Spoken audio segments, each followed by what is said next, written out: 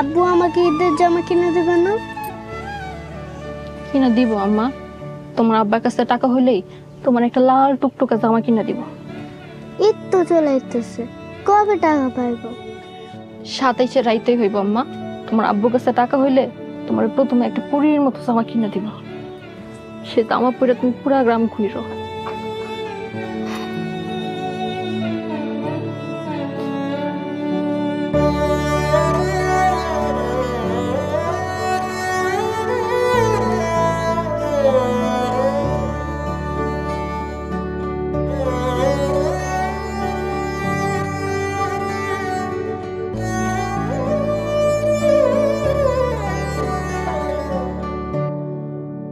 সভাপতি সাহেব, ওই যে ঢাকার যে আশরাফ আলী, যদি টাকাটা দে তাহলে কিন্তু আমরা মসজিদের বারান্দার কাজটা করে এলাম। আসসালামু আলাইকুম। ওয়ালাইকুম আসসালাম। ইমাম সাহেব দেখি বসেন।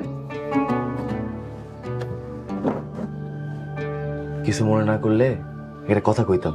জি হুজুর, বলেন কি বলতে চান? এই মাসের স্যালারি থেকে কিছু টাকা অগ্রিম দেওয়া যাবে? টাকা তো এখনো কালেকশন হয় নাই, আর আপনি হুজুর মানুষ, এত টাকা দিয়ে কি করেন? ঘরে বাজার সদা নাই তো, এই জন্য কইলাম। কেন হুজুর, গত মাসে আপনার স্যালারি দিছি না, সেই টাকা দিয়ে যায় বাজার করেন? 6,000 টাকা বেতনে এই বাজারে সংসার চলে না ভাই। ঠিক আছে ইমাম সাহেব, 6,000 টাকা বেতনও যদি আপনার না পোষায় তাহলে আপনি চলে যান, আমরা অন্য কারো দেখি। না না, যাওয়ার কথা বলতেছি না। হুজুর, আপনার আমরা প্রত্যেক মাসে যেই বেতন দেই, আমাদের ছোট্ট গ্রাম, এই গ্রামে থেকে এত টাকা কালেকশন হয় না। প্রত্যেক মাসেই আমরা আমাদের পকেট থেকে আপনাকে টাকা ভরে দিই। আল্লাহ ভরসা, আপনারা যা ভালো মনে করেন। সভাপতি সাহেব, আমি চিন্তা করতেছি এবার 27-এর রাতে মরিচে বাতি দিয়ে মসজিদটা সাজাবো। দেখুন, 27শে রজনী ইবাদতের রাত। এই রাইতে লাইটিং করলে মানুষের চোখ লাইটিংয়ে থাকবো, ইবাদত পরিপূর্ণ হইব না। ইমাম সাহেব, একটু মরিচে বাতি দিয়ে মসজিদটা সাজাইলে একটু লোকজন বেশি আইব, আর লোকজন আইলে কালেকশনটা ভালো হইব।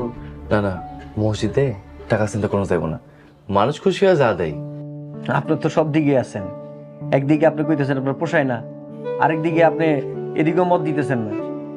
হুজুর, লাইটিং এর কথা বাদ, 27শে রজনীতে মসজিদে জিলাপি দেওয়া হইব, এটা সবাইরে জানাই দিবেন, তাইলে মানুষ বেশি আইব।